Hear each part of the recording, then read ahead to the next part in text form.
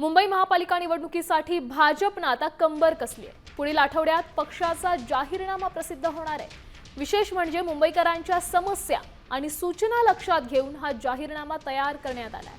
निवडणुकीच्या सूक्ष्म नियोजनासाठी भाजपकडून मुंबईत हायटेक वॉर रूम देखील उभारली जाणार आहे। याद्वारे वॉर्ड निहाय रणनीती आणि मतदारांचा कल यावर थेट लक्ष ठेवलं जाईल, ज्यामुळे मुंबईच्या रणांगणात भाजप पूर्ण ताकदीने उतरणार असल्याचं स्पष्ट झालं।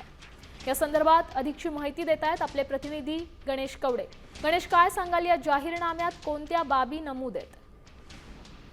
नक्कीच मुंबईसाठी आहे तो विशेष जाहीरनामा आहे तो भाजपकडून जाहीर करणार असल्याचं सांगितलं जात आहे। कारण की या अगोदरच भाजपच्या वतीने एक अभियान राबवत मुंबईतल्या वेगवेगळ्या समस्या आणि त्याचबरोबर तुमचा अभिप्राय अशा पद्धतीचा लोकांकडून अभिप्राय मागवण्यात आला होता आणि यामध्ये मोठ्या संख्येने लोकांनी सहभाग देखील घेतलेला पाहायला मिळाला होता। आणि यामध्ये विशेष करून मुंबईतील रस्ते असतील, उद्यान असतील, या सगळ्या समस्या देखील आहेत त्या मांडण्यात आल्या होत्या। आणि याच पार्श्वभूमीवर आता मुंबईच्या जाहीरनाम्यामध्ये भाजप आणखी नवीन काही प्रस्ताव देत आहेत का हे देखील पाहणं गरजेचं आहे।